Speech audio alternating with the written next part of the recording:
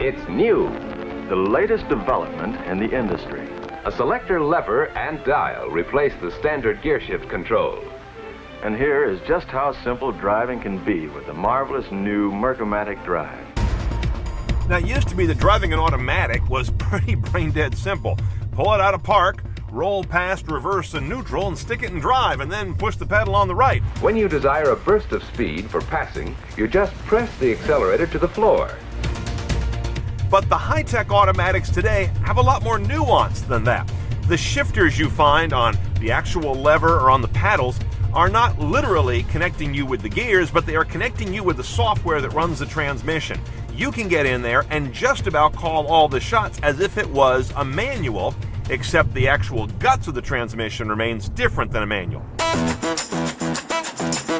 Now, we're in a Mazda 3, which is pretty classic as today's high-tech automatics go. You've got your drive mode over here. Manual position, shift it there, nothing too uncommon about that. And you've got paddles on the wheel.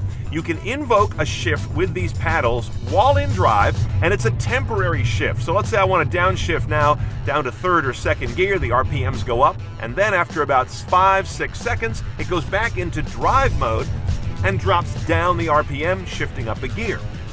If I move the lever here, I can also put it into a manual or a sport mode. Now my shifts, done either with the paddles or through this lever, are sticky. The car will hold the shift that I select all the way to redline and all the way down to engine lug. Let's say I want to pull a lot of downshifts here. I can run this thing way up. There I am, first gear, 5,000 RPM. It'll hold that right to redline. It's totally in my control.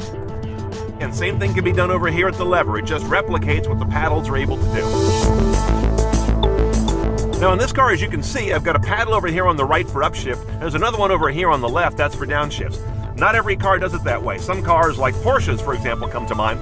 They are bilateral. There is a shifter on each side of the wheel that will do up or downshift, depending which way you push it. This is a little more common, though.